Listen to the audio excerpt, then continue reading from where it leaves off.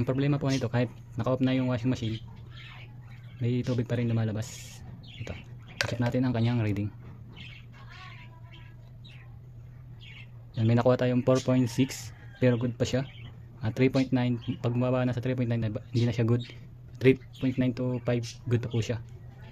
Hanggang 5 huwag lang lalampas ng 5 ohms. Yan, 4.6 good pa po siya.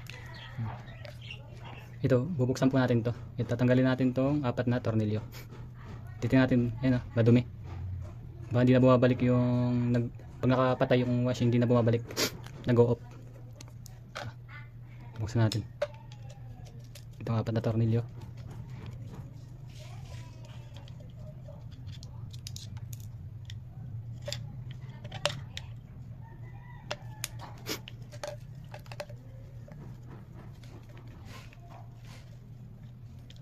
Gumamit lang ng Phillips screw.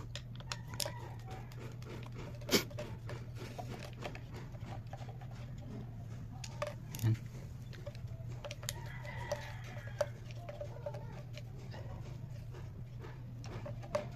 Tapos dandahan natin buksan. May ano kasi to, may spring, baka tumalsik. Yan. Yan. Ano, madami ng kalawang. Ilagay natin flash. Yan o, dumi o. Yan. Tapos ilahin lang. Yan. Ito yung kanyang motor. Pwede kayong bumili nito. Pag sira yung motor nyo, ito lang bibili nyo. Pwede kayong bumili nito. Balik ko muna dito. Tapos ilahin lang. Ito yung naglalak dito. Dito. Yan. Ito yung naglalak dito. Ito may butas dito. Yan. Ilalak nya. Balik ko muna dito. Yan o. Ang dami o. Tapos andun yung spring nya sa loob.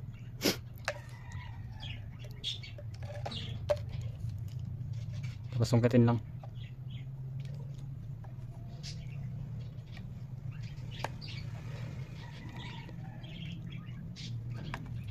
Yan o. Ang dumi o. Puro kalawang. Ang tubig kasi dito ay deep well. Malapit pa sa dagat. Kaya ganito. Kinakalawang. Linisan ko muna. Ito nga pala yung washing machine. Midea ang kanyang brand. Yan. Dito siya. Ito yung level sensor nya. Gumamit lang ng toothbrush. Nilinis, oh, dumi oh.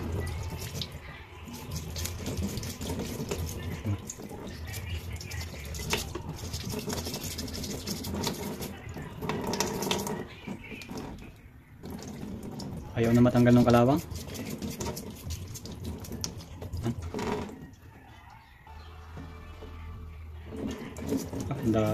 Oh, bumalik yung pagkaputi niya. Yung spring, ingatan, baka malamig. Mantik nang matapon yung spring.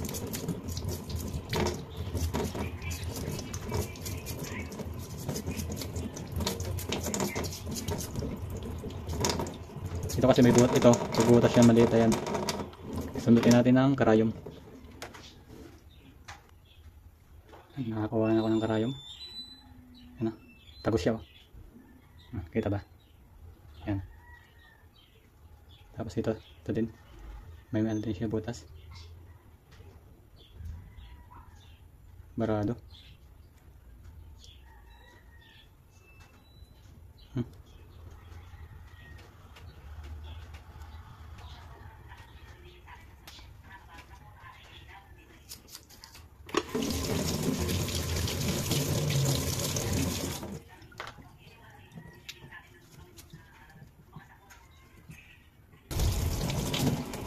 Okay na siya.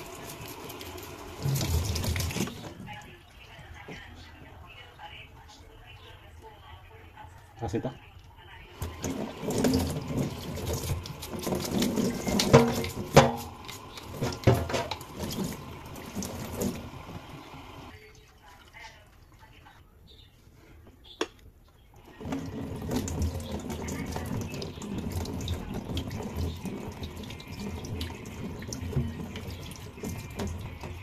Kumbaga sa ito. Tuloy. Oo, tuloy.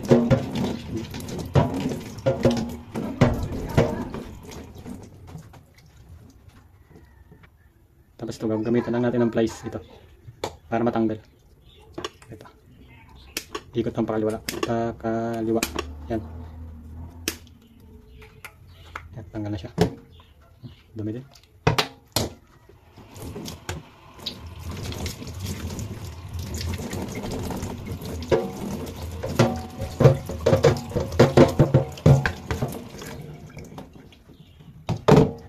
Ito yung kanyang filter sa doon.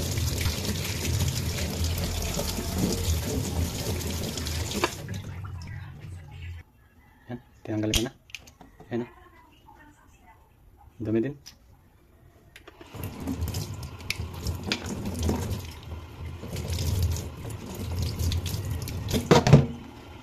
Filter.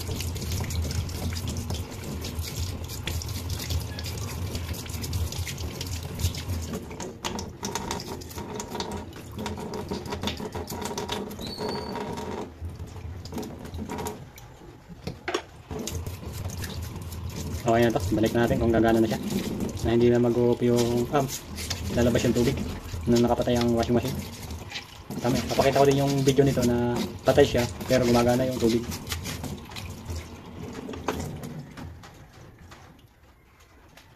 Paano nyo tinanggal? Gandit, balik nyo lang to.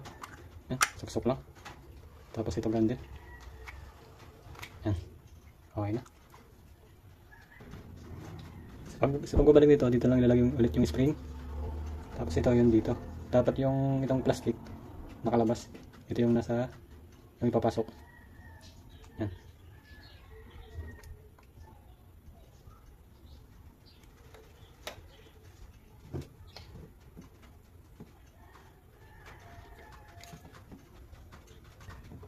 Tapos balik ulit dito. Yan. Tapos ito isushoot ulit sa motor. Yan. Kasi pag ito yung parang magnet niya, pag bukas siya, pipitik siya para maglabas ng tubig. Pag off, babalik para magkulos ulit dito. Ito, wala namang problema kung magkabalik talaga ito. Basta yung wire nyo ay magsasakto doon sa paglalagyan nyo ulit.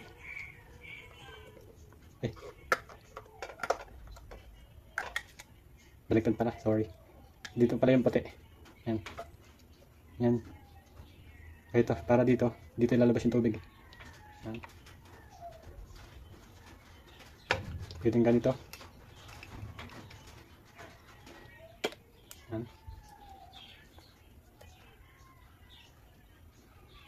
Dahil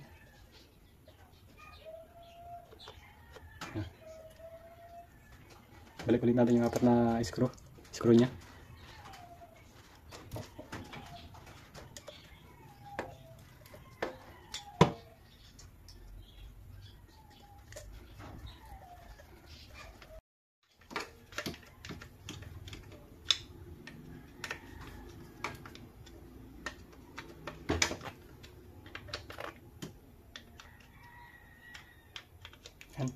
Okay na, mahigpit na siya. Subukan natin kung mawawala na yung tuloy-tuloy na tubig.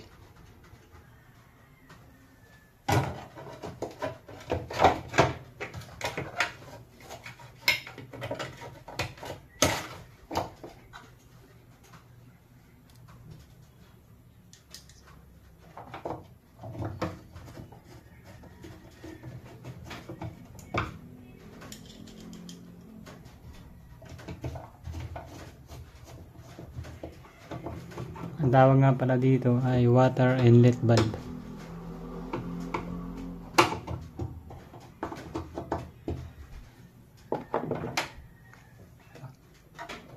Balik na natin yung wire niya. Kahit magkabaliktad, okay lang yan. Yan, naibalik ko na.